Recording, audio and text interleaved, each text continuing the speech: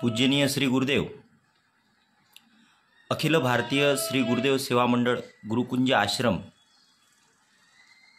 च्या अंतर्गत Shri Gurudev Facebook page या पेजवर श्रावण मासानिमित्त आध्यात्मिक सत्संग गेल्या अनेक वर्षापासून अखिल भारतीय गुरुदेव सेवा मंडळाच्या माध्यमातून गुरुकुंज आश्रम येथे श्रावण मासानिमित्त प्रवचनाचा सत्संग होत असतो। यावर्षी श्री गुरुदेव फेसबुक पेजच्या माध्यमातून ऑनलाईन सत्संगाचा कार्यक्रम या ठिकाणी आयोजित केलेला आहे। अखिल भारतीय गुरुदेव सेवा मंडळाचे जीवन प्रचारक परम आदरणीय श्रद्धेय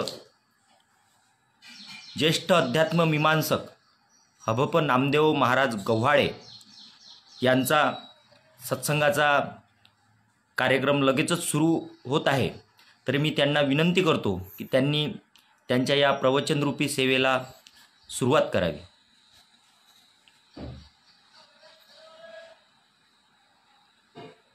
ब्रह्मानंदं परमसुखदं केवलं ज्ञानमूर्ति द्वन्द्वातीतं गगनसदृशं तत्त्वमस्याधिलक्ष्यम् एकं नित्यं विमलवचलं सर्वधी साक्षीभूतं भावातीतं त्रिगुणरहितं सद्गुरुं तं नमामि।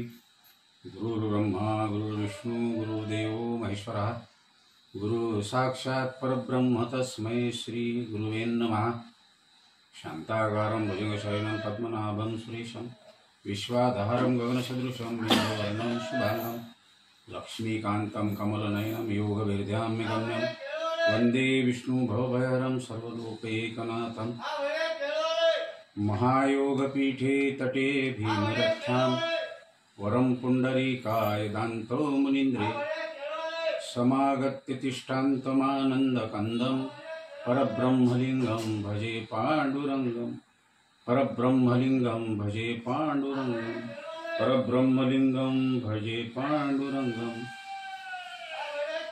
पुण्डरीक वरदारी विठ्ठल श्री ज्ञानदेव तुकाराम माऊली ज्ञानेश्वर महाराज की जय। जगद्गुरु तुकाराम महाराज की जय। राष्ट्रसंत तुकोजी महाराज की जय।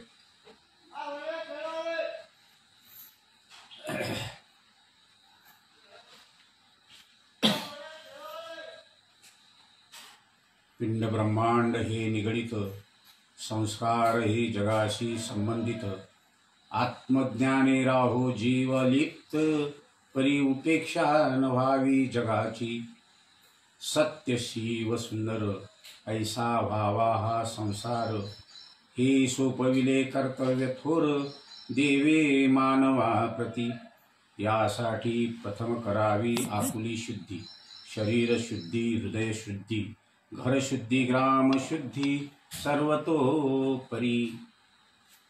परमपूजनीय गुरुदेव वंदनीय राष्ट्रसंत तुकोजी महाराजांना विनम्र अभिवादन करतो। आज चातुर्मास्यातला हरिदिनीचा दिवस आहे। हरिदिनी म्हणजे एकादशी। चातुर्मासामध्ये आषाढ श्रावण भाद्रपद आश्विन आणि कार्तिक हे 4 महिने हा साधकांचा चिंतनाचा काळ असतो आणि त्या साधकांच्या चिंतनाच्या काळामध्ये म्हणजे श्रावण महिन्यामध्ये अखिल भारतीय गुरुदेव सेवा मंडळाच्या परंपरेनुसार दरवर्षी अखिल भारतीय गुरुदेव सेवा मंडळाच्या अधिपत्याखाली आयोजनामध्ये आणि आदरणीय कांडलकर गुरुजी वगैरे मंडळी हा कार्यक्रम आयोजित करते। गुरुमाऊलीच्या ठिकाणी सेवा करण्याचा योग येतो। अनेक वर्षापासून ही सेवा चालू आहे, परंतु यावर्षी या कोरोनाच्या महामारीमुळे सगळे मंदिरं देवळं सगळं बंद आहे आणि म्हणून यावर्षी ऑनलाईन प्रवचन करण्याचा योग आला। आमचे परम आदरणीय श्री अमोल बांबल गुरुजी आणि अरविंदजी राठोड हे श्री गुरुदेव स्वामींचे युवा कार्यकर्ते आहेत. त्याचप्रमाणे आमच्या अमरावतीमध्ये श्री विजयरावजी माखणे हे सुद्धा स्वामींचे तरुण कार्यकर्ते आहेत. तरुणपणामध्ये हा व्यासंग लागणं हा एक महायोग आहे जीवनातला. यालाच संसर्ग प्रभाव असं म्हणतो आपण. किशोर वयामध्ये मी अमोल बांबल गुरुजींच्या सानिध्यात होतो. तेही माझ्या सानिध्यात होते. त्यावेळेला ते विद्यार्थी दशेमध्ये होते आणि गोबरीला शिबिर होतं. किशोरवय होतं. पण तुकोबा आहे असं म्हणतात, पिकली या शेंदे कळूपण गेले कैसे केले आम्हा नारायणे. आज या सर्व युवक मित्रांचं अखिल भारतीय गुरुदेव स्वामंडळामध्ये पर्वतासारखं कर्तृत्व आहे. मी त्यांच्याप्रती कृतज्ञता व्यक्त करतो. त्याचप्रमाणे अखिल भारतीय गुरुदेव स्वामंडळाच्या या संस्थेमध्ये आदरणीय जनार्दन पंत बोथे भीष्मासारखं काम करतात. पितामह आहेत आमचे. वाघ महाराज भारतातील द्रोणाचार्यासारखे. आणि ही सगळी मंडळी, आचार विभागामध्ये पाटील गुरुजी, ही सगळी मंडळी सेवा मंडळाचं काम करत असताना सगळीच कार्यकारिणी अतिशय श्रद्धेने अखिल भारतीय गुरुदेव स्वामंडळाचं काम करतात. त्यांच्या सूचनेवरूनच आज हा गुरुमाऊलीच्या ठिकाणी प्रवचन करण्याचा योग आला. मी त्यांच्याप्रती कृतज्ञता व्यक्त करतो. त्यांच्या हातून असंच कार्य घडत राहो अशी गुरुदेवचरणी प्रार्थनाही करतो. माझ्याकडे 2 अध्याय दिलेले आहेत आणि एका तासात 2 अध्याय आपल्याला समजून घ्यायचे आहेत. वास्तविक पाहता मी काही समजून देण्याचा अधिकारी नाही, परंतु सांगितलेल्या सूचनेप्रमाणे थोडी चर्चा आपण याच्यावरती करणार आहोत. हे सगळं प्रयोजन कशासाठी आहे? प्रयोजन म्हणजे आयोजन, नियोजन आणि प्रयोजन असे 3 प्रकार आहेत. कुठल्याही कार्याचं आधी आयोजन होते, नंतर नियोजन होते आणि नंतर त्याचं प्रयोजन होते. प्रयोजन म्हणजे फळ. ग्रामगीता ग्रंथाचं प्रयोजन काय? महाराज देवदर्शन अध्यायापासून तर ग्रंथमहिमा अध्यायापर्यंत ह्या ग्रामगीतेची सगळी गोळ्या अवलोकन करताना, चिंतन करताना त्याच्यामध्ये आपल्याला अत्यंत महत्त्वाच्या गोळ्या सापडतात. महाराज असं म्हणतात, संसर्ग प्रभाव अध्यायामध्ये पिंड ब्रह्मांड ही निगडित. काय प्रयोजन आहे? जीवाला जन्म होतो, तो कुठं व्हावा, कसा व्हावा, कोण्या देशात व्हावा, कोण्या घरात व्हावा, हे तर आपल्या हाती नाही. परंतु त्याचं मरण कसं व्हावं हे मात्र जीव कर्तव्याच्या हाती आहे. आणि म्हणून देवदर्शन होण्याकरता महाराजांनी धर्माध्ययन अध्यायापासून ग्रंथमहिमा अध्यायापर्यंतचा सगळा परिहार आपल्यापर्यंत पोहोचवला. ग्रामगीतेचं वैशिष्ट्य असं आहे, जसं धर्म, अर्थ, काम आणि मोक्ष हे 4 पुरुषार्थ आहेत आणि त्या 4 पुरुषार्थाचा गोळा म्हणजे मोक्ष आहे.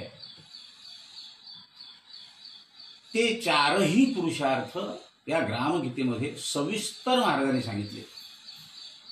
ती कर्तृत्व शक्ती निर्माण होण्याकरता कुठली आवश्यकता आहे हे अत्यंत सुंदर विवेचन या ग्रंथामध्ये केलेलं आहे. राष्ट्रसंत हे अनुभूतीचे प्रेरक आहेत, जे स्वानुभव संमत. मला एका महाराजांनी प्रश्न विचारला. आमचे मित्र आहेत बोळस महाराज. रात्री त्यांनी प्रश्न विचारला की महाराज, अनुभव आणि अनुभूतीमध्ये काय फरक आहे? अनुभव म्हणजे साधक अवस्था आणि अनुभूती म्हणजे सिद्धावस्था. आधी केले मग सांगितले. करणे म्हणजे अनुभव आणि मग करून त्याचं प्रबोधन करून तो आनंद घेणे म्हणजे अनुभूती. जीव हा अनुकरण प्रिय आहे. संतांचे 2 अंग आहेत, ग्रंथांची 2 अंग आहेत, एक अनुकरण आणि एक अनुसरण. आणि म्हणून तर महाराजांनी एका जावे त्यांचे मागे मागे, एकदा मागे नाही सांगितलं, मागे मागे म्हणजे त्यांचं अनुकरणही केलं पाहिजे, त्यांचं अनुसरणही केलं पाहिजे. अनुकरणापेक्षाही अनुसरणाला अधिक महत्त्व आहे हे समजून घेण्याची गरज आहे. अनुकरण म्हणजे त्यांनी जसं ते करतात तसं आपण करणं, आणि अनुसरण म्हणजे ज्या तत्वज्ञानाचा उपयोग होणं, त्यांच्यासारखं आचरण करणं, याला अनुसरण असं म्हणतात. मंडळी, देव आणि संत याच्यामध्येही फरक आहे. तसं देव आणि संत ही एकच आहे, परंतु दोघांच्या कार्यशैलीमध्ये फरक आहे. देव प्रत्यक्ष तुम्हाला संस्कार द्यायला येत नाही, देव प्रत्यक्ष तुम्हाला मार्गदर्शन करायला येत नाही. कारण त्याचं ब्रीदवाक्य आहे, गीता सांगते आपल्याला, परित्राणाय साधूनाम विनाशाय दुष्कृताम. तो 2 कामासाठी येतो. कुठल्या? एक साधूचं म्हणजे सज्जनाचं रक्षण करण्याकरता, आणि एक दुर्जनाचा उद्धार करण्याकरता म्हणजे संहार करण्याकरता. दोन्ही ठिकाणी उद्धारच आहे. सज्जनाचं रक्षण करणं हाही त्याचा उद्धार आहे, आणि दुर्जनाचा संहार करणं हाही त्याचा उद्धारच आहे. पण आपण सज्जन आहोत की दुर्जन, हा मोठा प्रश्न आहे. एखाद्या माणसाला विचारलं का हो तुम्ही सज्जन आहात काय, तो लवकर हात वर करणार नाही, कारण शंका आहे. त्याचं कारण असं आहे, आमच्यावर जे जन्मोजन्मीचे संस्कार, आम्हाला जो संसर्ग झालेला आहे तो संसर्ग माईक आहे, स्वार्थी आहे. तो संसर्ग चांगल्या अनुभवाचा नाही, वाईट अनुभवाचा आहे. ही उदाहरण आपल्याला देतो. सहज होते, सहज. जसं करोना महामारीच्या पेशंटच्या संपर्कात माणूस आला की त्याला करोना होतोच असा सिद्धांत आहे, त्याप्रमाणे एखादा माणूस दारूच्या दुकानासमोरून गेला तरी त्याला दारू प्यायची इच्छा होणार नाही. दारू पिताना एखादा माणूस दिसला तरी त्याची दारू प्यायला इच्छा होणार नाही. एखादा दारू पिऊन येणारा माणूस दिसला तरी त्याची दारू तसं होण्याची इच्छा होणार नाही. परंतु तो जेव्हा एखाद्या दारुड्याच्या संगतीत येतो, संपर्कात येतो, सहज रीतीनं त्याच्यावर ते संस्कार पडतात आणि तो संसर्ग त्याला लागतो, आणि मग न आवडणारी वस्तूसुद्धा त्याला आवडायला लागते. मुळात ती आवडतच नसते, परंतु संसर्गाचा प्रभाव असा आहे. मी तुम्हाला दुसरा दृष्टांत देतो की एखादा स्वयंपाक करणारा माणूस आहे, आणि तो स्वयंपाक करणारा माणूस त्याचा संपर्क बाया मंडळीशी, स्त्रियांशी खूप येतो. तो असतो पुरुष, परंतु बाया मंडळीशी त्याचा संपर्क आल्यामुळे त्याच्या हालचालीत थोडा फरक पडतो. त्याला संसार असते, पत्नी असते, मुलं होतात, तो नपुंसक नसते, परंतु त्याची जी हालचालीचा व्यवहार आहे त्याच्यामध्ये स्त्रियांचा गुण आपल्याला दिसून येतो. हा संसर्गाचा परिणाम आहे.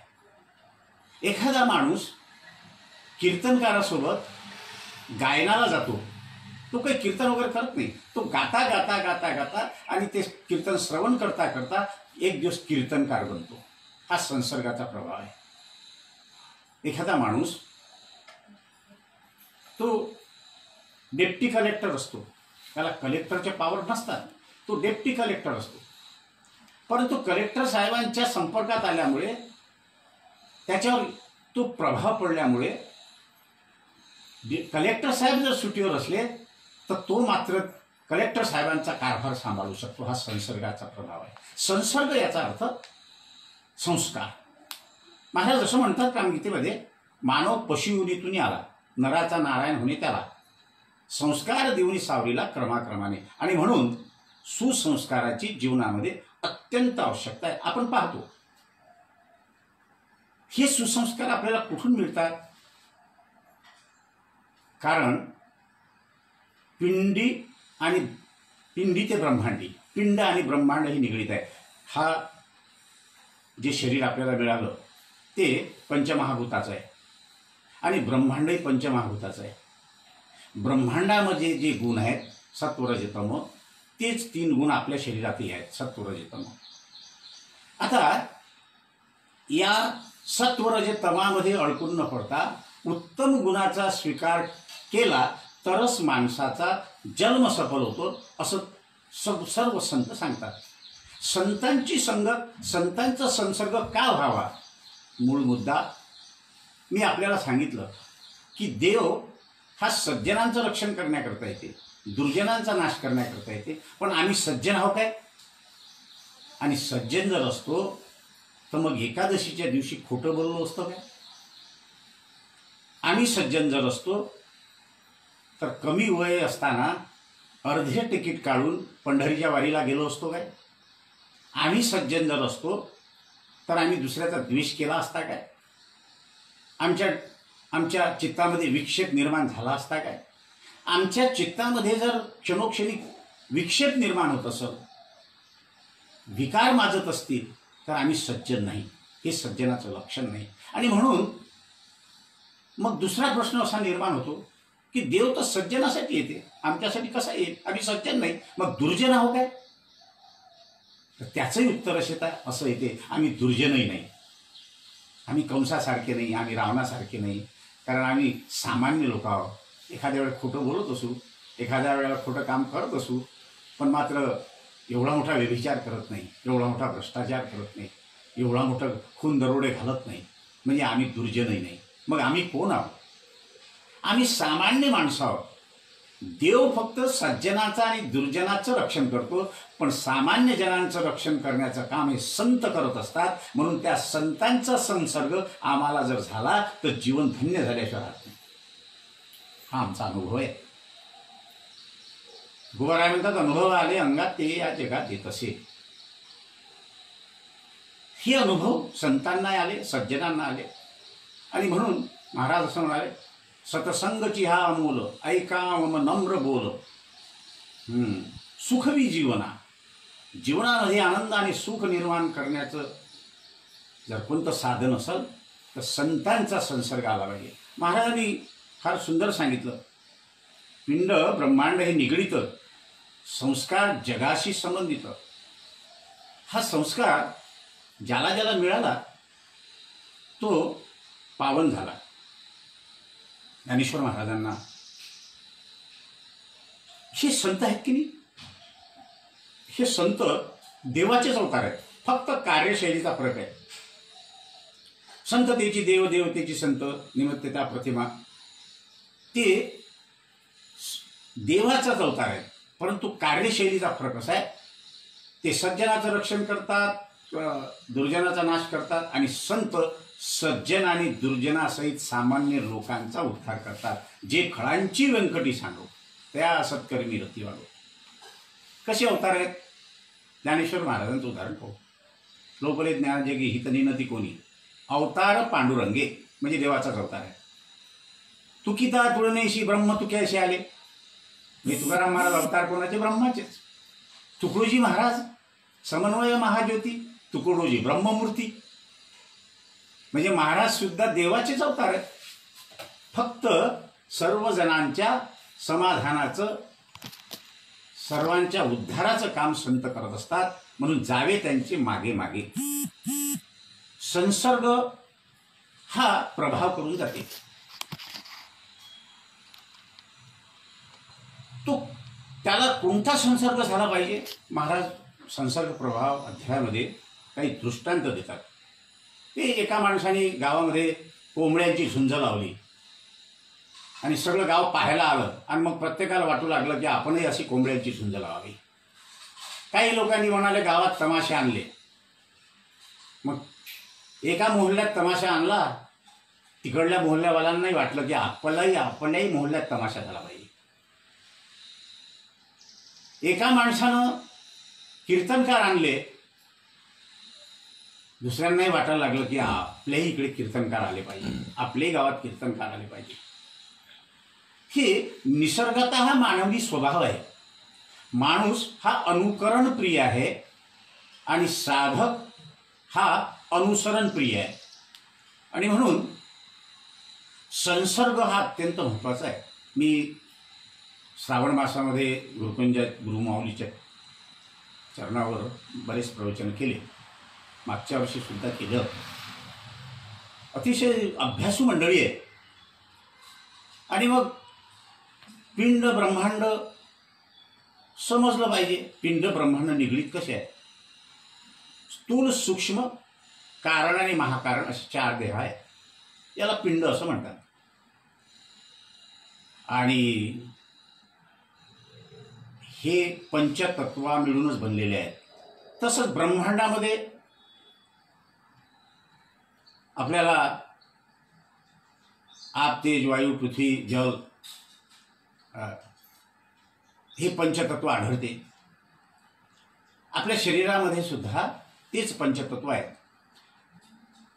स्थूल शरीर म्हणजे पंचकर्मेंद्रिय आणि पंचज्ञानेंद्रियाचा गोळा. पंचकर्मेंद्रिय पंचज्ञानेंद्रियाच्या सूचनेप्रमाणे पंचकर्मेंद्रिय काम करतात. आणि म्हणून सूक्ष्म देह हा सुद्धा पंचज्ञानेंद्रियांना प्रेरक असतो. मन, बुद्धी, चित्त, अहंकार हे जे अंतःकरण चतुष्ट आहे, हा सूक्ष्म देह. अंतःकरणाची जी भूमिका आहे त्याला वृत्ती असं म्हणतात. ती वृत्तीच मन बनते, ती वृत्तीच बुद्धी बनते, ती वृत्तीच चित्त बनते आणि तीच अहंकार बनते. वास्तविकतः अंतःकरणाच्या ह्या भूमिका आहेत. आणि म्हणून अंतःकरण चतुष्टामध्ये ही ज्या वेळेला मनाचं कार्य असते तेव्हा वृत्ती ही मन बनते, बुद्धीचं कार्य असते तेव्हा बुद्धी बनते, चित्ताचं कार्य असते तेव्हा चित्त बनते. एकच वृत्ती अनेक रूपांनी नटून कार्य करत असते. आपलं मन, बुद्धी, चित्त, अहंकार हा सगळं सूक्ष्म देह तर आपण संतांच्या ठिकाणी समर्पित केला तर मात्र आपलं जीवन धन्य झाल्याशिवाय होत नाही. आत्मज्ञान झाल्याशिवाय जीवाला मुक्ती नाही. त्यामुळे ज्ञानेश्वरीमध्ये फार सुंदर सांगितलं, उपजेते नाशे, नाशे ते पुनरुत्थिदिशे, ते घटिका यंत्र जैसे परिभ्रमेगा. ही जन्म मरण सारखी चालू आहे, येणे जाणे येणे जाणे. आणि मग निर्वाण मोहाजित संग दोषा अध्यात्म नित्या विनिवृत्त कामा द्वंद्वैर मुक्ता सुख दुःख सौधीर गच्छन्ति मुडा पदमयंत गीता सांगते. किंवा हा जन्म कशासाठी आहे? हा मानव जन्म आपल्याला मिळाला. या मानव जन्मामध्ये आल्यानंतर आपण काय करावं, कोणता संसर्ग आपल्यावर झाला पाहिजे, कोणता संस्कार आपल्यावर झाला पाहिजे, तर आपल्यावर आत्मज्ञानाचा संस्कार झाला पाहिजे. संसार व्यवहार प्रपंच करत असताना अलिप्त रीतीनं, म्हणजे संसारी असावे, असोनी नसावे. किंवा महाराज सांगतात, छोडे नाही घरबार पर मस्त हो गुरुचरणार में. मग त्याच्यामध्ये तत्व सांगितलेले आहे. असं म्हटलं आहे, ब्रह्मसत्य जगन मिथ्या. मी म्हणतो याच्या पुढची अनुभूती अशी आहे, ब्रह्मसत्य जगतही सत्य.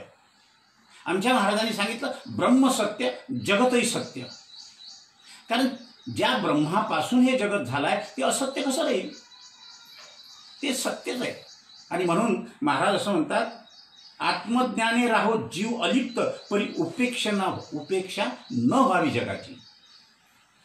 जगाची उपेक्षा करू नये, कारण हे जग पूर्ण ब्रह्ममय आहे. वो विश्वमय, विश्वमय से ईशमय, वो राममय, कृष्णमय. म्हणजे हे जग त्या ईश्वराचा अंश आहे आणि म्हणून त्याची उपेक्षा होऊ नये. त्यासाठी काय करावं लागेल? आत्मज्ञानी राहो जीव अलिप्त. म्हणजे शब्द, स्पर्श, रूप, रस, गंध या पंच विषयांना परिवर्तित करावं लागेल. जे पंच विषय आपल्याला वाईट विषयाकडे घेऊन जातात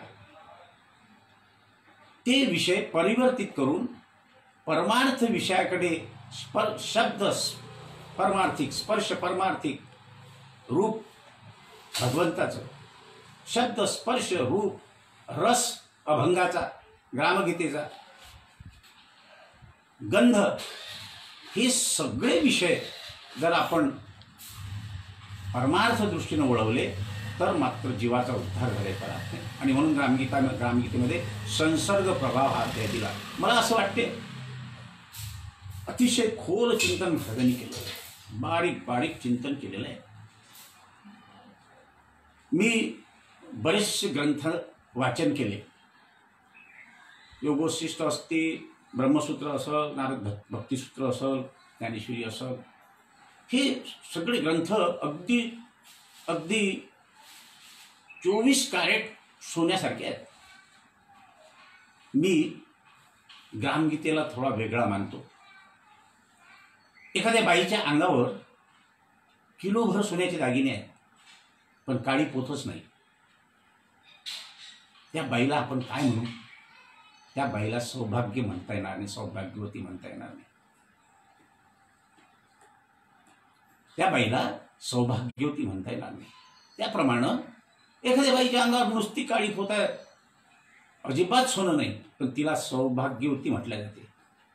जसं या काळ्या पोतीचं महत्व एक चातुर्य शहाणे झाले, प्रमेय रुची साले, सुखाचे ओतले सौभाग्य येथे. जीवाचं खरं सौभाग्य. जसं काळ्या पोतीनं स्त्रीचं सौभाग्य उजळते, कारण तिचा सगळा भार आपल्या पतीवर जाते, त्याप्रमाणे ग्रामगीता ग्रंथ हा काळ्या पोथीसारखा आहे. हे सगळे सुवर्ण असं, सुवर्णाचे दागिने असतील, पण तो काळी पोथ म्हणजे ग्रामगीता आहे. सुखाचे उतले सौभाग्य येते. आणि म्हणून त्या ग्रामगीतेमध्ये महाराज असं म्हणतात, सत्य शिव सुखी सुंदर. हे सच्चिदानंद रूप भगवंताचं रूप इथे वर्णन केलं आहे. कसं आहे? सत्य, शिव, सुखी आणि सुंदर. आज एकादशीचा दिवस आहे. पांडुरंग कसा आहे? उभा विश्वाची या विटेवर सद्गुरु विठ्ठल सर्वेश्वर, त्याच्या कृपेचाचे विस्तार तुकड्या म्हणे ग्रामगीता. या संसारामध्ये हा संसार सत्य झाला पाहिजे, हा जीव शिव झाला पाहिजे, सर्व सुखाचे आग्रह म्हणजे सुख प्राप्त झालं पाहिजे आणि सुंदर झालं पाहिजे जीवन. याकरता सुंदर ते ध्यान उभे विटेवरी, करकटेवरी ठेवून या, तुळशीहार गळा काशे पितांबर, आवडे निरंतर हेची ध्यान, मकर कुंडले तळपती श्रवणी, कंठी कस्तुभमणी विराजित. आता याचं वर्णन आत्ता मला तिकडे जायचं नाही आहे, पण हा संसर्ग आपल्याला पाहिजे. रूप पाहता लोचनी सुख झाले, हा संसर्ग, हा संस्कार आम्हाला मिळाला तर मात्र आमचं जीवन धन्य झाल्याशिवाय राहणार नाही. मंडळी, स्थूल शरीर जे कार्य करते हे सूक्ष्म शरीराच्या प्रेरणेने करत असते, आणि सूक्ष्म शरीर ही वृत्तीरूप आहे. महावृत्ती ही संस्कार ग्रहण करत असते. आणि म्हणून कोणते संस्कार ग्रहण करावे? सत्य शिव सुखी सुंदर ऐसा व्हावा संसार। विश्वची घर भासुनी जीव हा होत सदा दंग, प्रगटतो भक्तीचा रंग असा हा संतांचा संग। कसा आहे संस्कार? संतांच्या संगतीमध्ये काही करावं लागत नाही, फक्त दोन गोष्टीची गरज आहे, एक संतांची संगत आणि एक ग्रंथाची संगत। ही संगती लावून घेतली की मग आपलं जीवन धन्य होते, काही करावं लागत नाही। मग जावे त्यांचे मागे मागे, बस ते सांगतात तसं करावं। हे कर्तव्य थोर देवे मानवाप्रती, पण आपण कर्तव्याला विसरतो आणि एका स्वप्नात रंगत असतो। कारण देहामध्ये, त्याला अज्ञानरूपी देह म्हणतात, गाढ झोपतो माणूस आणि झोपेत कधी कधी स्वप्न पडते, त्याला स्वप्नावस्था असं म्हणतात।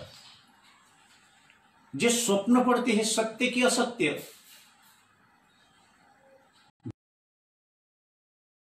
अज्ञानवश सुषुप्तीमध्ये सत्य वाटत असलं तरी जागृत अवस्थेमध्ये ते असत्य ठरते। त्याप्रमाणे आम्ही संसारामध्ये संसार करत असताना फार सुंदर भजन महाराजांनी लिहिलं, विठ्ठल रखुमाई घरीदारी, पुंडलिके येई मुले गोजेरी, यांना सेवेचं फुलं मी वाहिलं, माझं गावचं मंदिर शोभलं। फार सुंदर। व्यसनाधीन जे राक्षस होते करुणी पालते, त्यांना प्रेमाचं अमृत पाजलं। म्हणजे माझा मुलगा मोठा होईल, सून येईल, मग माझी फार सेवा करल असा विचार न करता, हा माझा मुलगा देवच आहे, त्याला चांगले संस्कार दिले पाहिजे, याची सेवा केली पाहिजे, याला समाज सेवा करण्याकरता उपकृत करून एक त्याची घडण केली पाहिजे। हा संस्कार म्हणजे असा जर संस्कार झाला तर तो सत्य आणि शिव सुखी सुंदर संस्कार होतो। आणि म्हणून त्या दृष्टीनं महाराजांनी संसार परमार्थ अध्याय सुद्धा ग्रंथामध्ये सांगितला। संसार परमार्थ अध्यायामध्ये आश्रम सांगितले, ब्रह्मचर्य आश्रमामध्ये कोणते संस्कार दिले गेले पाहिजे, गृहस्थाश्रमामध्ये कोणता संस्कार असला पाहिजे, वानप्रस्थामध्ये कोणता संस्कार, कोणती सेवा असली पाहिजे, संन्यास आश्रमामध्ये कोणती सेवा असली पाहिजे, असं करता करता या चारही आश्रमाचा सार हे मोक्ष प्राप्ती म्हणून ग्रामगीता आपल्याला सांगते। यासाठी काय करावं लागते तर महाराज म्हणतात, यासाठी प्रथम करावी आपली शुद्धी। हे कारण बुद्धीवर अनेक जन्माच्या संस्काराचं आवरण आहे आणि त्याच्यामुळे वृत्ती मलिन झाली आहे, बुद्धी मलिन झाली आहे। जसं शरीर शुद्धी करता आंघोळ आहे महत्वाची, दररोज आपण नित्यनियमाने आंघोळ करतो, साबण लावतो, अंग स्वच्छ करतो, घासून काढतो, मैल साफ करतो, तसा मलानी विक्षेप निर्माण होतो आणि म्हणून तो अज्ञानरूपी मल काढण्याकरता आपल्याला या ग्रामगीतेचा संसर्ग अत्यंत महत्त्वाचा आहे। मी संसर्ग याच्यावर बोलतोय। या ग्रामगीतेच्या ओव्यांचा संसर्ग आपल्यावर झाला पाहिजे। यासाठी काय करावं लागेल तर नित्य नेम धरून ग्रामगीता वाचावी लागेल, समजून घ्यावी लागेल, तो संस्कार आपल्यावर करून घ्यावा लागेल। हे दोन्ही अध्याय संसर्ग प्रभावने आणि आचार प्राबल्य हे एकमेकाशी पूरक आहेत, हे फार पूरक आहेत। जोपर्यंत आपल्यावर संस्कार होणार नाही तोपर्यंत आपण तसं वागणार नाही, तसं आचरण करणार नाही। म्हणजे जसं वॉशिंग मशीन घरात आणल्याशिवाय आपण त्याच्यामध्ये कपडे धुवू नाही शकत, त्याप्रमाणे संसर्ग हे घरात आणणं आणि धुणं त्याच्यामध्ये म्हणजे आचार प्राबल्य, दुसरं काही नाही। हे समजून घेण्याची गरज आहे। मी आपल्याला सांगत होतो की मलाने विक्षेप निर्माण होतो आणि मग कर्म घडायचं ते कुकर्म घडते आणि कुकर्माचा परिणाम म्हणजे अधोगती. मग पुन्हा जन्म पुन्हा मरण, जन्म घेणे लागे वासनेच्या संगे, मग पुन्हा दुःख, पुन्हा गर्भवास, पुन्हा यातना. त्या यातनेतून सुटण्याकरता आपल्याला आधी यासाठी प्रथम करावी आपली शुद्धी. ही ओवी संसर्ग प्रभावातली आपल्याला सांगते. जसं शरीराची शुद्धी आहे, कपड्याची शुद्धी आहे. कपडा शुद्ध करतो आपण, त्याला धुतो, त्याप्रमाणे आधी मन गराळे प्रसन्न, मनाची शुद्धी आहे. त्या मनाला कोणती साबण आहे? त्या मनाला शुद्ध करण्याकरता साबण कोणती आहे? अपने आत्म के चिंतन में हरदम जागृत रहना है. ओहम सोहम श्वास से अपनी अंतरदृष्टि निरखना है. आपण आपणा ते पाहावे. आपली दृष्टी जी आहे ही बहिर्वक्र आहे. आपण नेहमी बाहेरचं जग पाहतो, आतलं जग बघतच नाही. मी कुठं आहो, माझी दृष्टी कशी आहे? नेत्र आणि दृष्टी याच्यामध्ये फरक आहे बरं. नेत्र वेगळे आणि दृष्टी वेगळी. नेत्र सगळ्यांनाच आहे, दृष्टी सगळ्यांनाच आहे, पण चांगली दृष्टी कोणाला आहे? ज्याच्यावर चांगला संसर्ग होतो त्याला चांगली दृष्टी आहे. महाराजांचं एक भजन आहे, नेत्राची बाहुली फाकली नेत्रपणा मग गेला हो, जिकडे तिकडे सद्गुरु साक्षी दृष्टी गोंधळ मेला हो. त्याला त्याचं दृश्य जे आहे ते पूर्णतः सद्गुणाकडे, भगवंताकडे, शुद्ध आचरणाकडे, त्याचं दृश्य तेच आहे. त्याची दृष्टी तिकडेच जाते. पण एखादा दुर्गुणी असेल तर त्याची दृष्टी तिकडेच जाते. एखादा मांसाहारी माणूस असतो, बाजारामध्ये अनेक पदार्थाची दुकानं असतात, पण त्याची दृष्टी मात्र त्या मांसाच्या दुकानाकडे जाते. त्याच्या दृष्टीचा फरक आहे.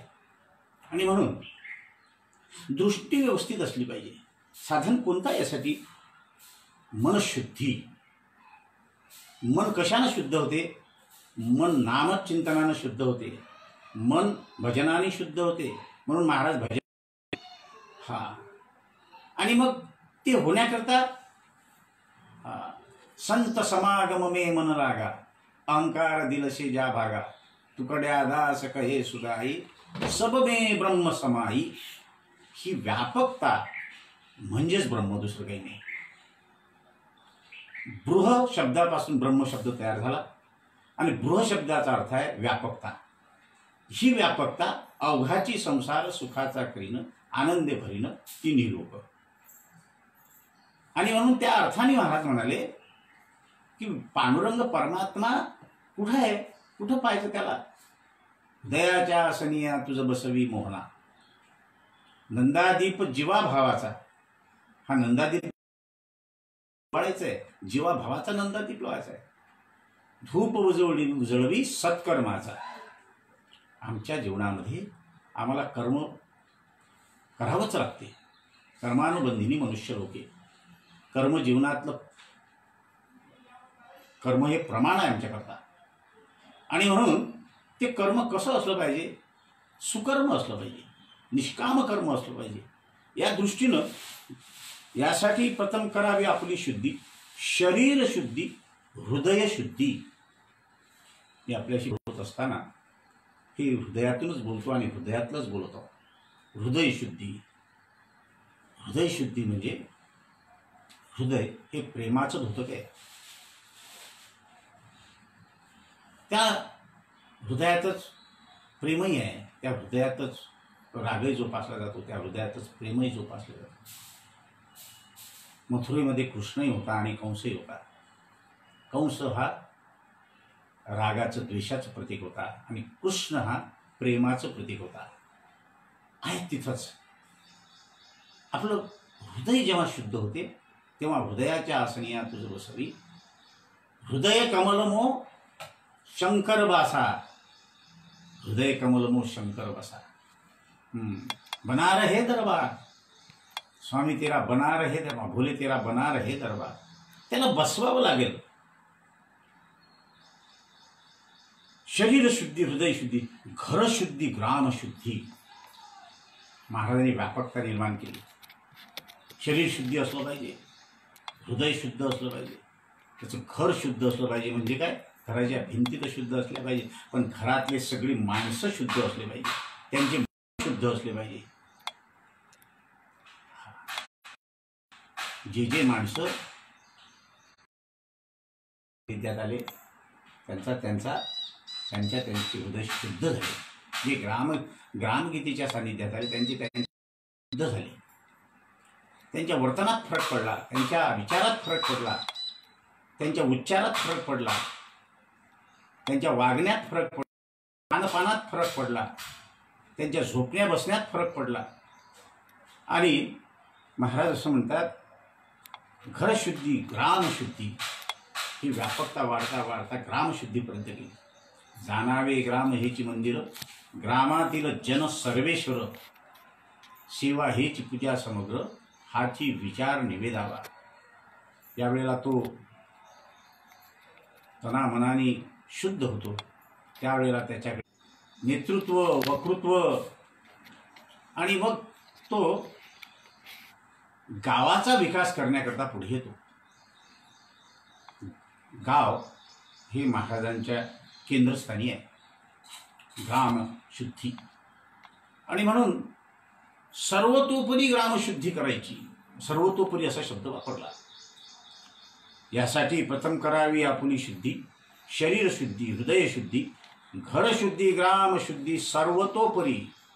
म्हणजे नुसतं काही सळका घालायच्या नाही आहेत, नुसत्या सळकाच बांधायच्या नाही आहेत. सर्वतोपरी प्रत्येक जीव हा आत्मज्ञानी झाला पाहिजे, प्रत्येक जीव हा विकसित झाला पाहिजे. खरी श्रीमंती माणसाची जर कशात असेल तर ते आत्मज्ञानात आहे. एकदा तो ज्ञानी झाला की मग त्याला जग डोक्यावर घेऊन नाचते. तो सगळ्या गावाचा, समाजाचा पुढारी बनतो. पुढे आचार प्राबल्य निर्माण होते. मग तो जसा वागतो तसं गाव वागायला लागते. तो जसा वागतो तसे घरातले लोक वागायला लागतात. तो जसा बोलतो तसे बोलायला लागतात. कारण त्याच्यामध्ये सर्वसामान्य लोक नेतृत्व पाहत असतात. आपण पाहतो ना, राजकारणी माणसांच्या घरातली माणसं राजकारणी होतात. बहुतेक शेतकरी कुटुंबातली माणसं शेतकरी होतात. नोकर पेशा कुटुंबातले माणसं नोकरीच्या मागे जातात.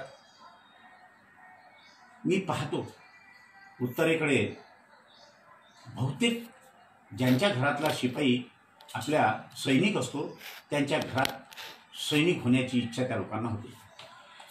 एखादा कीर्तनकार माणूस असला त्याच्या घरातला माणूस कीर्तनकार होऊ शकते.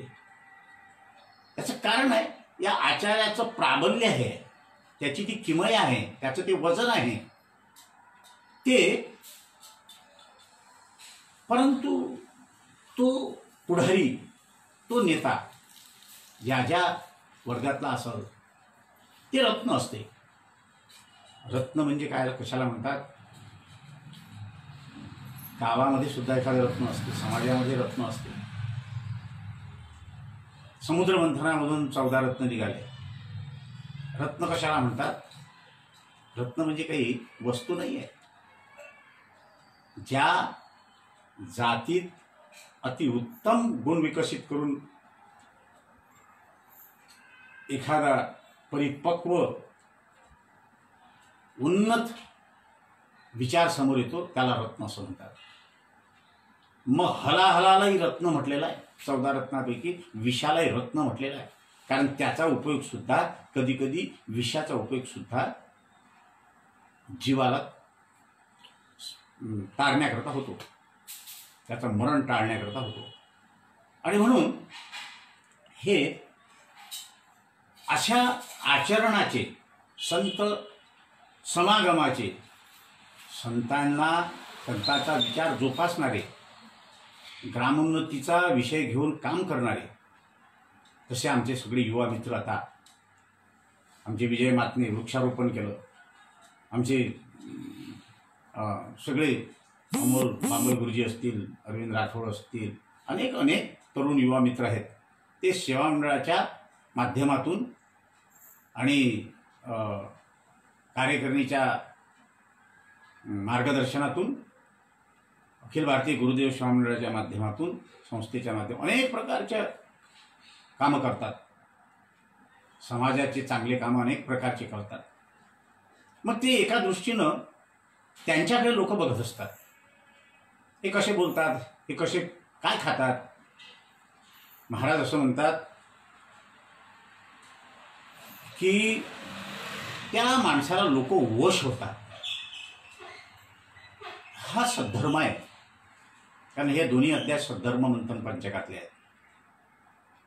आपल्या आचरणाने लोक सात्विक होतील, लोक सुविचारी होतील असं आचरण करणं म्हणजे खरा सद्धर्म आहे.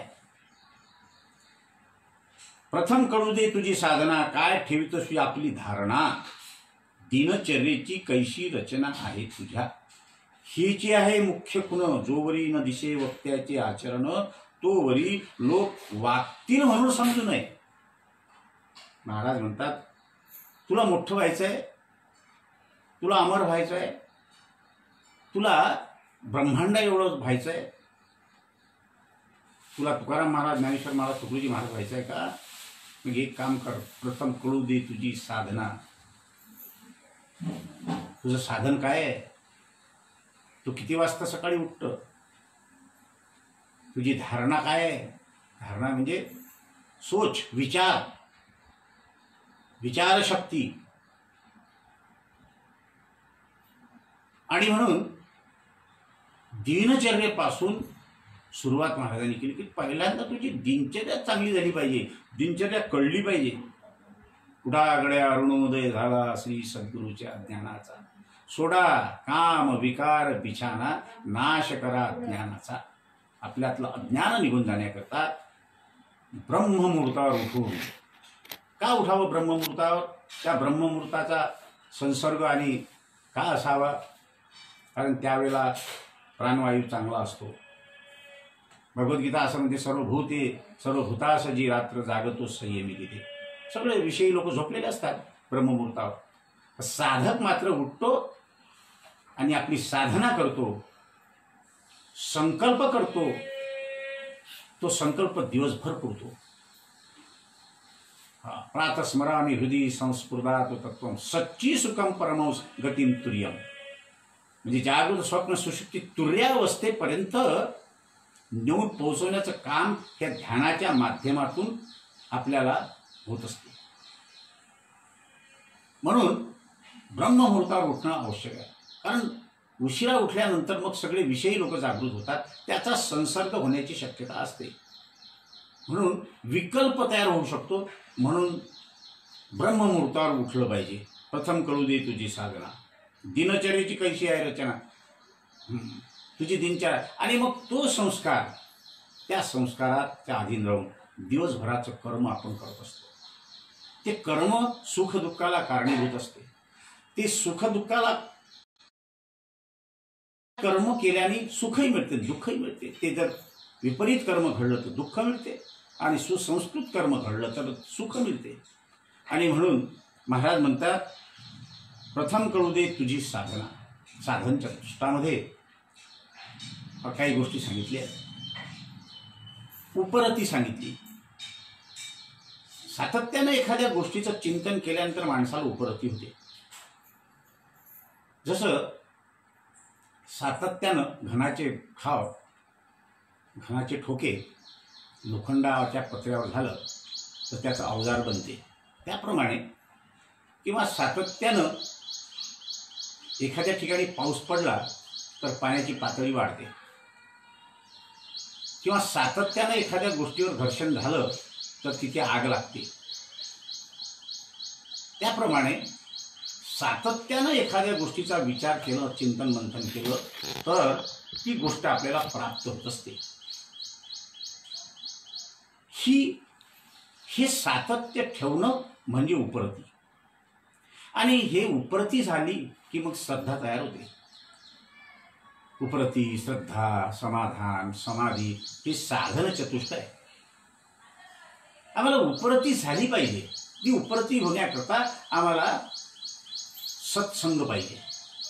एकदा उपरती झाली की मग तसं आचरण व्हायला लागते. आचरण म्हणजे आचरणामुळेच त्याचा स्वभाव बनत असतो. मनुष्य स्वभाव हा त्याच्या आचरणावर अवलंबून आहे. एखाद्या माणसाला अंगठी घालायची जर सवय असेल, त्या अंगठीच बोटात जर नसेल त्याला करमत नाही.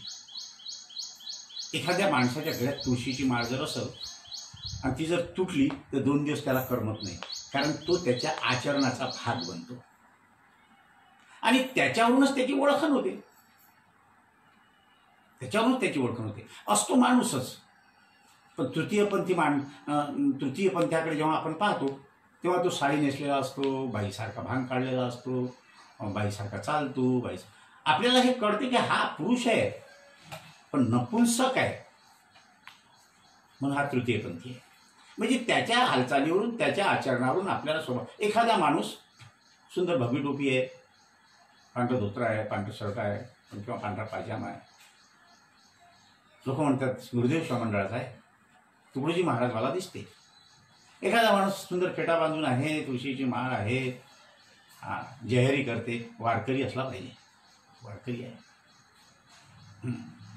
याप्रमाणे एखादा माणूस सकाळी घरातून निघाला, चाब्या घेतल्या, बॅग घेतली, आपल्या दुकानाच्या दिशेनं वळला, लोक म्हणतात दुकानदार आहे. त्याप्रमाणे त्याचं जसं आचरण असेल त्याच्यावरून त्याचा स्वभाव सिद्ध होते, त्याची ओळख सिद्ध होते. आणि म्हणून महाराज म्हणतात तुझी धारणा कशी बनली पाहिजे. कशी बनली पाहिजे? सद्विचाराची धारणा बनली पाहिजे, सत्कार्याची धारणा बनली पाहिजे. धारयते इति धर्मः. मग तो त्याचा धर्म बनून जातो, तो त्याचा स्वभाव बनतो, स्वभाव धर्म बनतो. मग त्याच्यामध्ये त्याच्यावर त्या तिन्ही गुण आहेत, त्यांनी जरी आक्रमण केलं सत्व रज तम, तरी काही फरक पडत नाही. ज्ञानेश्वरी असं सांगते, तो त्याबद्दल उदासीन होतो. ही जी आहे मुख्य खुण, जोवरी न दिशे वक्त्याचे आचरण. आपण असं म्हणतो माणसं ऐकत नाही. रामगीतेमध्ये सुद्धा महाराजांना लोकांनी प्रश्न विचारला. महाराज म्हणतात, लोक म्हणतात महाराज आमची इच्छा आहे पण लोक ऐकतच नाही हो. महाराज फार सुंदर उत्तर देतात. महाराज म्हणतात की जोवरी न दिशे वक्त्याचे आचरण, हे जे आहे मुख्य खूण, जोवरी न दिशे वक्त्याचे आचरण. माणूस वक्त्याची खरी खूण कोणती आहे तर त्याचा आचार सुंदर असला पाहिजे, त्याचा विचार सुंदर असला पाहिजे. तो त्यांनी जनविकासाचा, ग्रामविकासाचा विचार मांडला पाहिजे. आणि नुसतं मांडायला नको तर तो त्याच्या आचरणात असला पाहिजे. म्हणजे त्यांनी स्वतःपासून त्याची सुरुवात केली पाहिजे. ही जी आहे मुख्य खूण, हीच खरी मुख्य खूण आहे. संत गाडगे महाराज चिंध्या बत्त्या घालत होते. संत गाडगे महाराज विद्वान नव्हते, पंडित नव्हते, त्यांचे कपडे काही फार चांगले नव्हते, 8-8 दिवस तर आंघोळ करत नव्हते. परंतु आचरण कसं होतं, जे वरून जरी दिसत असलं तरी आतून मात्र शुद्ध आचरण होतं. आचरण कोणतं होतं की हा सर्व संसार सुखी व्हावा. बुडत हे जनना देखवे डोळा, येतो कळवळा म्हणून या. संसाराच्या नावे घालून या शून्य वाढता हा पुण्य धर्म केला. स्वतःच्या संसाराची रांगोळी करून आपला आचार सिद्ध केला. कन कन करूनही कोटी केले, कन न खर्चिला स्वहितासाठी. वनवन फिरूनही कन कन झिजले, बाबा दुःखी जनतेसाठी. म्हणून विद्यापीठाला नाव दिलं. कन कन करूनही कोटी केले, एक एक पैसा मिळून कोटी केले. कशासाठी? वनवन फिरले, वनवन फिरूनही कशासाठी? कन कन करूनही कोटी केले, कन न खर्चिला स्वहितासाठी वन फिरूनी कन कन झिजले. आंघोळ करत नव्हती याचा अर्थ वेळच मिळत नव्हता आंघोळ करायला. इतकं काम करायचं, झोपायला वेळ नाही. कन शिजले बाबा दुःखी जनतेसाठी. अरे ह्या जनता जनार्दनातच भगवंत आहे, ह्या जनता जनार्दनातच परमात्मा आहे, याची ओळखण करून दिली. आणि म्हणून त्यांना लोकांनी देव मानलं, त्यांना लोकांनी संत, राष्ट्रसंत तुकडोजी महाराज. शेवटी त्यांना कॅन्सर सारख्या रोगाने घेरलं. त्याची पर्वा त्यांनी केली नाही, या शरीराची पर्वा केली नाही. हे शरीर डॉक्टरांनी जरी सांगितलं की महाराज आता तुम्ही भजन बंद करा, कार्यक्रम बंद करा, तरी महाराजांनी त्याची पर्वा केली नाही. ते म्हणाले हे शरीर जर जनता जनार्दनाच्या कामी पडत असेल आणि त्याच्यात जर मला माझा अंतकाल येत असेल तर याच्यापेक्षा दुसरं कोणतं सार्थक आहे जीवनाचं. आणि म्हणून संतांचं मरणही चांगलं होतं. संतांचा जन्म जयंती तर चांगली होतेच, पण संतांची पुण्यतिथी सुद्धा चांगली होते. मंडळी, यासाठी प्रथम पाहिजे इंद्रिय निग्रह, खानपानादिकी नियमाग्रह, सर्वची विषयी असंग्रह आपल्यासाठी म्हणजे. यासाठी प्रथम पाहिजे इंद्रिय निग्रह. हे पंचकर्मेंद्रिय आणि पंच ज्ञानेंद्रिय यांच्यावर ताबा पाहिजे. कारण इंद्रिय वर्तता स्वैर त्यामागे मन जाये जे, त्याने प्रज्ञा जशी नौका वाऱ्याने खेचली जरी, म्हणून इंद्रिय ज्याने विषयातून सर्वता ओढून घेतले आत, त्याची प्रज्ञा स्थिरावली. हे जग त्रिगुणात्मक असल्यामुळे तमोगुण आणि विषय इथे आहे. तो तमोगुण विषय आपल्यावर आक्रमण करेल. त्यावेळेला आपल्याला ज्याप्रमाणे कासव आपल्या सगळे इंद्रिय त्याच्यावर प्रहार झाला की आतमध्ये ओढून घेते आणि पाठीत झाकून घेते, त्याप्रमाणे आपल्याला झाकता आले पाहिजे. आणि त्यासाठी पाहिजे निग्रह. निग्रह म्हणजे कंट्रोल. त्यामागे मन जाय, त्याने प्रज्ञा जशी, म्हणून इंद्रिय ज्याने विषयातून सर्वता ओढून घेतले आत, त्याची प्रज्ञा स्थिरावली. ते कशाने ओढून घेता येते तर त्यासाठी ग्रामगीतेचं ज्ञान, ग्रामगीतेच्या ओव्या ह्या आपल्या आचरणात असल्या पाहिजे. ग्रामगीता हा आचरणाचा ग्रंथ आहे, हा विद्वत्तेचा पांडित्याचा ग्रंथच नाही. हा प्रत्यक्ष आचरणाचा ग्रंथ आहे. ऐसे हे प्रत्यक्षची घडे, जीव आर्तवता मार्ग सापडे, मार्गे चालता साक्षात्कार जोडे, व्यापक देव दर्शनाचा. कारण तो कसा आहे, तूची खरा निश्चय अविनाशी, कधी काळी न ढळशी, सर्व गुणज्ञान तुझे पाशी, हवे ते तिला. पण मग हे सांगतात की यासाठी पाहिजे सूर्यकिरण, सर्व मार्ग दिसती दुरून, अनुभवाय आपले चिंतन, ध्येय प्राप्ती रूपाने, असं पहिल्या अध्यायात महाराज सांगतात. त्याचं ध्येय असलं पाहिजे. हा, ते ध्येय आपल्याला गाठता आलं पाहिजे. आणि ते गाठता येण्याकरता यासाठी पाहिजे, प्रथम पाहिजे इंद्रिय निग्रह. एवढंच नाही, इंद्रिय निग्रह कसा, इंद्रिय निग्रह तेवढ्याने जमणार नाही. खानपानादिकी नियमाग्रह. आपलं खानपान सात्विक असलं पाहिजे. पवित्र नीत आहार विहार. तुकाराम महाराज म्हणतात नसावी बासर. आणि महाराजही सांगतात की आहार पवित्र असला पाहिजे. नाही काय, पवित्र आहार कशाला म्हणतात? पवित्र आहार साधे खाणे, साध्या अन्नातून आपल्याला चांगले विचार मिळतात. मंडळी, खानपानाचं अत्यंत महत्त्व आहे. आपण जे अन्न सेवन करतो त्या अन्नाचं रक्त बनते आणि त्या रक्तापासूनच खऱ्या अर्थानं मन स्वभाव बनत असतो. जसं रक्त असेल त्याप्रमाणे मन स्वभाव बनतो आणि ते मन तसं कर्म करायला भाग पाडते. आणि म्हणून खानपान अत्यंत महत्त्वाचं आहे.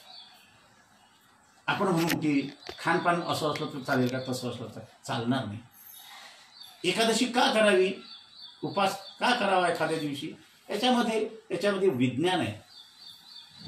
उपास केल्यामुळे ही आपली जी यंत्रणा आहे, पचनाची ही व्यवस्थित होते. आणि म्हणून 15 दिवसा एकादशी ते तेवढ्यासाठी आहे. ही एकादशी केल्याने देवच भेटतो असं नाही, पण तुमचं शरीर शुद्ध होते, तुमचं जठर शुद्ध होते आणि मग आपलं पाचन शक्ती वाढते. त्या दृष्टीनं खानपानाधिक नियम असले पाहिजे. किती वेळ खायचं, केव्हा खायचं, कसं खायचं, किती खायचं, हे सगळं ग्रामगीतेने आपल्याला सांगितलेलं आहे. सर्वची विषयी असंग्रह आपल्यासाठी नाही. सर्वची विषयी अनेक विषय आहे.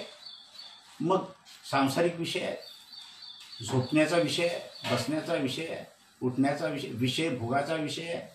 किती विषय भोगावा, ह्या सगळ्या याच्यावर जर आपण सरळपणा आणि प्रेमळता ही दैवी संपत्ती साधावी. सरळता असली पाहिजे जीवनामध्ये, प्रेमळता असली पाहिजे आणि त्यानं आपल्याला सगळं जग वश करता येते. ही दैवी संपत्ती आहे. अभय अदंब दया अभयादी गुण, त्याशीच गीता म्हणे ज्ञान खून. दुसरी ज्ञानाची खून नाही आहे. दंभ नसावा, सर्वाभूती दया असावी, अभय असावं. हे सर्व गुण आपल्यामध्ये प्राप्त झाले की मग आपण या आचरणातून सिद्धता प्राप्त करू शकतो. हे आचाराचं प्राबल्य आहे. संसर्गाचा प्रभाव आणि आचाराचं प्राबल्य आपल्याला मोक्षापर्यंत नेऊन ठेवते. हे महाराजांना ग्रामगीतेमध्ये सांगायचं आहे. आज आपला वेळ संपला आहे. जेवढं मला या बाबतीत विवरण करता आलं तेवढं केलं, कारण मोठा विचार आहे दोन्ही अध्यायाचा आणि तो एका तासात सांगणं अशक्य आहे. तरी सुद्धा माझ्या अल्पबुद्धीप्रमाणे मी आपल्यासमोर मांडण्याचा प्रयत्न केला. मी अखिल भारतीय गुरुदेव सेवा मंडळाच्या सर्व कार्यकारिणीचे, त्याचप्रमाणे विशेषतः आमचे अमोल बांबल गुरुजी, अत्यंत माझ्या हृदयात त्यांच्याविषयी प्रीती आहे. त्या तरुण मंडळीविषयी मला अत्यंत प्रीती वाटते. अमोल बांबल गुरुजीचे माझे संबंध बरेच दिवसापासूनचे आहेत. ते विद्यार्थी दशेत होते तेव्हापासून आहे. मी गोगरीच्या शिबिरमध्ये असताना ते तिथं संयोजक म्हणूनही होते आणि विद्यार्थी म्हणूनही होते. अतिशय प्रेमानं रागावलो सुद्धा आहे मी त्यांच्यावर. आणि आज त्यांचं कर्तृत्व हे पर्वतासारखं उभं आहे. हे नक्कीच समाजाला पोषक ठरेल. आमचे अरविंदजी राठोड अर्जुनासारखे संस्थेचं काम करतात. अतिनम्र भावानं मी पाहतो, अतिनम्र भावानं, पण अर्जुनासारखं अगदी काम त्यांचं यशस्वी काम आहे. म्हणजे विजयरावजी मातने हे तळेगावला आणि अमरावतीला गुरुदेव सेवा मंडळाच्या माध्यमातून अतिशय उत्कृष्ट काम करतात. आणि माझे जेव्हा ऑनलाईन प्रवचन होतात त्याच्यासाठी कष्ट घेतात. मी त्यांच्याविषयी संस्थेचे सर्वाधिकारी वाघ महाराज, आदरणीय गोथे गुरुजी, आदरणीय पाटील गुरुजी, आदरणीय गमे साहेब, या सर्वांविषयी आणि सर्व कार्यकारिणीच्या सदस्यांविषयी कृतज्ञता व्यक्त करून मला जी संधी दिली त्याबद्दल आपले सर्वांचे आभार मानून ही प्रवचनरूपी सेवा मी पांडुरंगाच्या चरणावर अर्पण करतो, राष्ट्रसंतांच्या चरणावर अर्पण करतो. जय गुरु.